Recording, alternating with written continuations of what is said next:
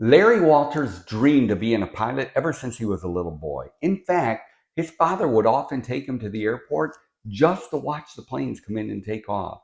By the time Larry was 9, he could identify any commercial plane and any military plane.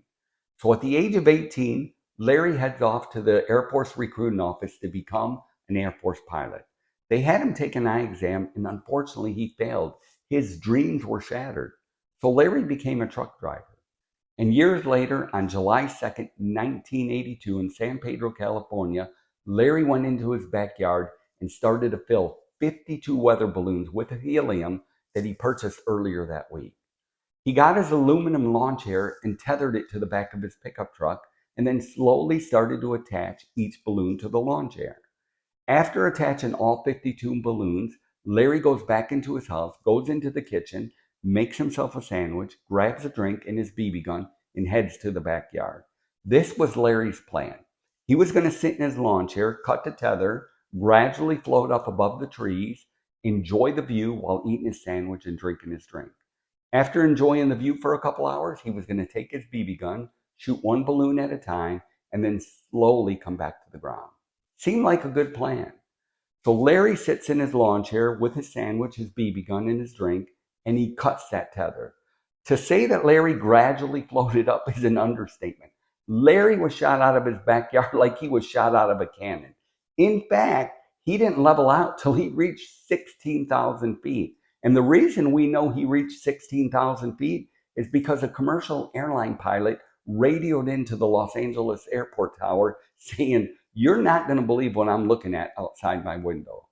The Long Beach Police Department and Federal Aviation Administration got involved and they wanted to arrest him. They didn't know what they were going to arrest him for since he didn't have a pilot's license and he wasn't flying a plane, but they just knew they needed to arrest him. Eventually, Larry did make it back to the ground and they did arrest him.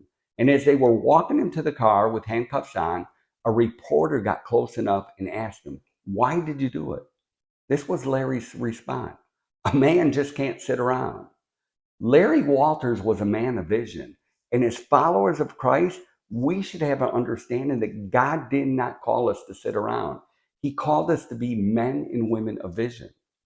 My name is Daniel Ochoa, and today we are going to talk about living a life, the Christian life, with a godly vision. Now, I'm not talking about being a visionary person, which a lot of Christians are today.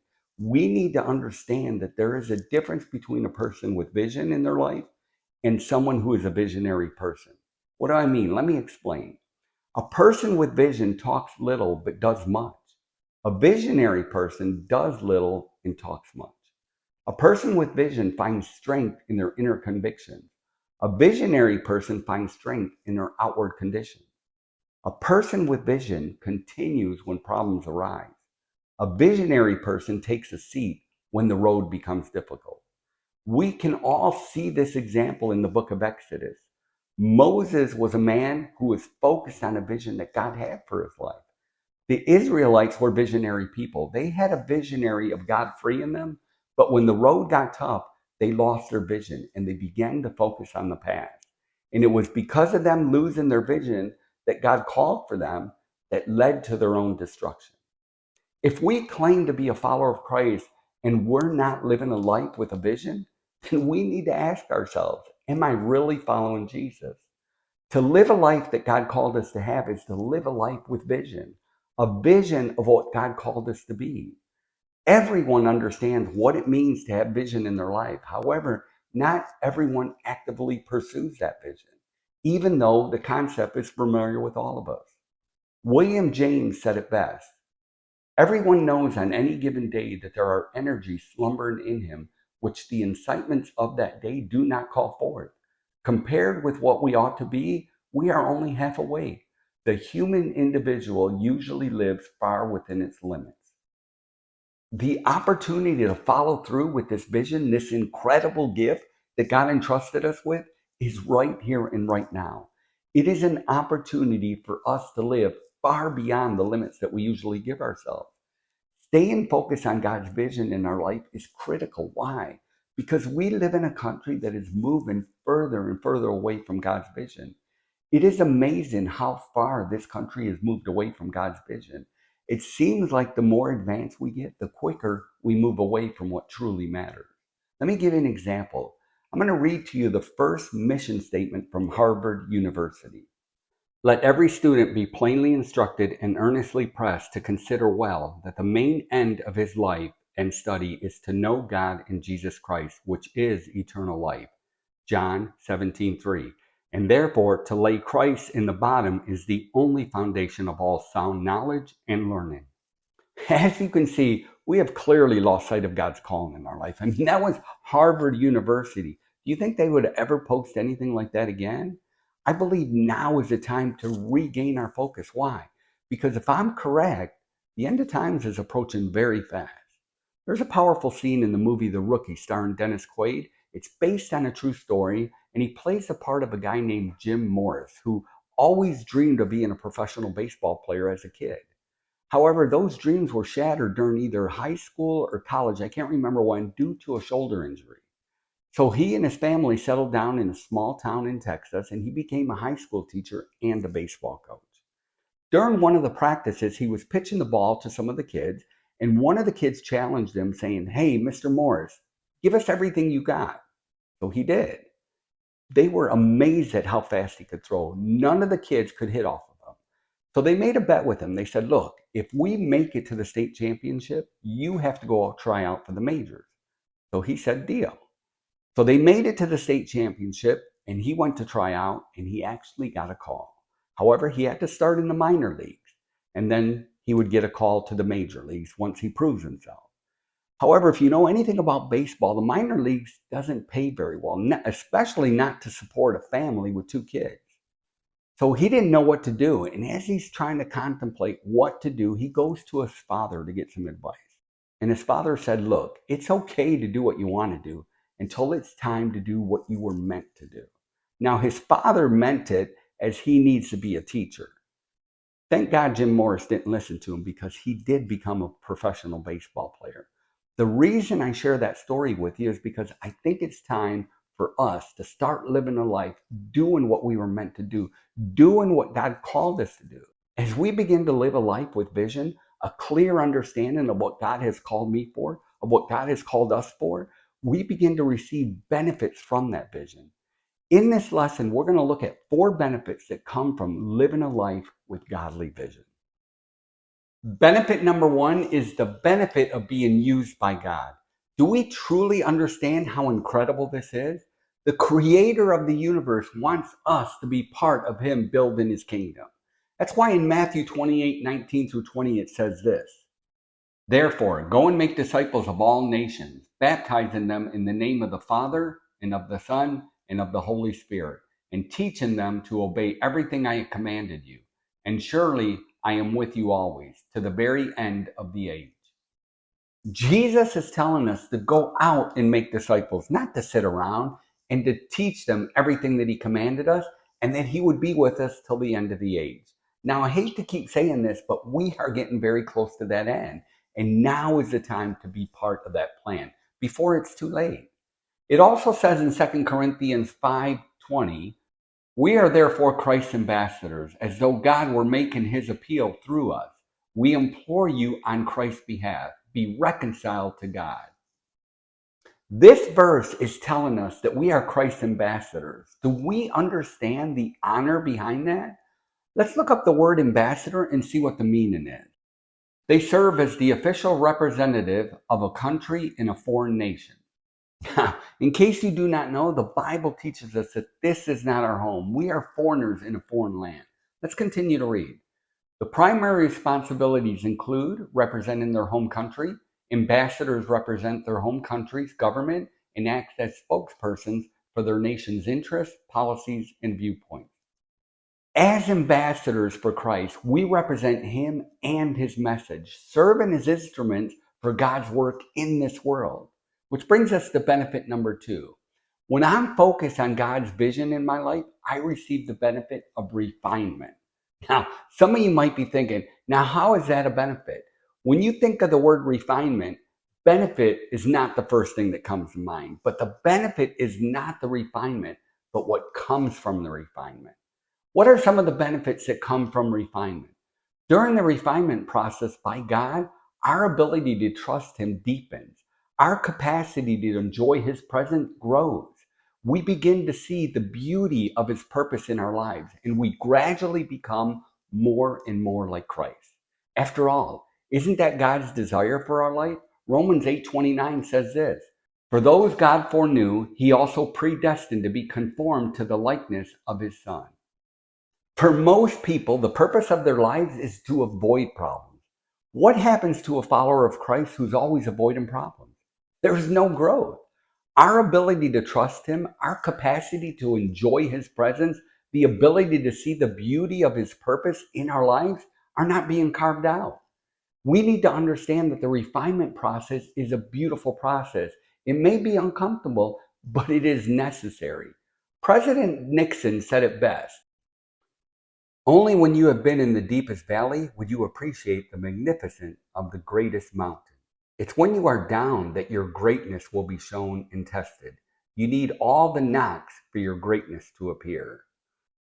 So, what does vision have to do with this? It has to do with the fact that when we live our lives with the vision that God called us to have, we begin to understand God's purpose for my life is not to avoid the difficulties, but to be obedient to the vision through the difficulties. What happened when Paul was arrested and stood before King Agrippa in Acts 26 and he began to tell him about his vision that God had planned for his life? What did he say in the end? Let's take a look at Acts 26. So then, King Agrippa, I was not disobedient to the vision from heaven. Paul understood that God's vision in his life was more important than him being comfortable. He understood that the only way that God could carve out these capacities of him enjoying God more, of him trusting God more, of him becoming more and more like Christ was through the difficulties. The more that God carves out these capacities in our lives, the more we become like Christ. And the more we become like Christ, the more integrity we attain. And the more integrity we have, the more responsibility God gives us. The Bible is full of men and women that God had to first refine before giving them responsibility. What does it mean to have integrity? What does that look like? Have you ever heard of the golfer Bobby Jones? He was a great golfer back in the days, and one day he was playing in a tournament, and his ball fell through some thick grass. And as he was looking at his ball, he took his club, he's trying to pat down the grass around it. All of a sudden, the ball moved a hair, and he saw it. And he walks over to the referee and he told him that the ball moved, meaning he's going to lose a stroke. But the referee looked at him and said, nobody saw it. And he said, but I saw it. Integrity is staying focused on God's vision, even when no one is looking. The problem with the world today is that most people, including Christians, have lost their fear of God. In C.S. Lewis's book, The Lion, the Witch, and the Wardrobe, Lewis gives us a good look at what it means to fear God. I want to read it for you. Now, before I begin to read this, let me give you a little background in case you're not familiar with the story. It's about two brothers and two sisters who find a portal in the wardrobe, and they go through it. And they find themselves in the woods in wintertime in a land called Narnia, and all the animals in the woods talk. And there's a lion called the Great Lion. His name is Aslan. He represents Jesus. And they find themselves where I'm about to read. They're in Mr. Beaver's home, and Mr. Beaver is about to take them to go meet Aslan. And let me pick it up here. It says, "You'll understand when you see him, but shall we see him?" asked Lucy. "Why, daughter of Eve, that's what I brought you here for. I'm to lead you to where you shall meet him," said Mr. Beaver. "Is he a man?" asked Lucy. "Aslan a man?" said Mr. Beaver sternly. "Certainly not. I tell you, he is the king of the wood. He is the son of the great emperor beyond the sea. Don't you know who is the king of the beasts? Aslan is a lion, the great lion." "Oh," said Lucy, "I thought he was a man." "Is he quite safe? I shall feel rather nervous meeting a lion." "That you will, dearie, and make no mistake," said Mrs. Beaver. "If there's anyone who can appear before Aslan without their knees knocking, they're either braver than most or just silly." "Then he isn't safe?" said Lucy. "Safe?" said Mr. Beaver. "Don't you hear what Mrs. Beaver is telling you? Who said anything about safe? Of course he isn't safe, but he's good. He is the king, I tell you." Simply put, fear is a mature understanding of who God is and who I am. That's why the Bible tells us the fear of the Lord is the beginning of wisdom. Which brings us to benefit number three is the benefit of God's government in my life, God's security in my life. Most of us would like God's leadership in our lives, but for the most part, we want it on our terms. The reason that most people reject God is due to a lack of wisdom. You see, most people don't like the fact that God has all these boundaries, all these limitations in our lives. They do not have the wisdom to understand that the reason God put these boundaries and limitations in our life is to keep us in the garden, not out of the garden. What is the major problem that comes when we live a life only focused on our own vision? There's no guarantee. Now, what happens when I live my life focused on God's vision, staying within the boundaries and limitations that He put in my life? I have the peace of His government in my life, knowing that He is in control. I have the peace of His security and the assurance of knowing where I'm going when this journey ends. A life that gives me security when I put my pillow on my head at night, knowing that my name is written in the book of life. Which brings us to benefit number four, is seeing fruit for our labor. When Jesus called Peter and his brother Andrew, what did He say to them when He called them? Come, follow me, said Jesus, and I will send you out to fish for people. There is nothing more satisfying than to see a friend, a family member, or even a stranger transform their lives after witnessing to them. Being a follower of Christ is not me putting a label on my lapel and calling it quits. Being a follower of Christ is living a life that is focused on God's vision. Jesus is calling us to go out and make disciples, meaning to be involved in building His kingdom and seeing fruit from that labor. Let's not forget the vision that God has called us for in our life. Well, that about wraps it up. I hope you enjoyed this episode. If you did, don't forget to hit the like button and don't forget to subscribe. And until next time, God bless, and I hope to see you all in our Father's home.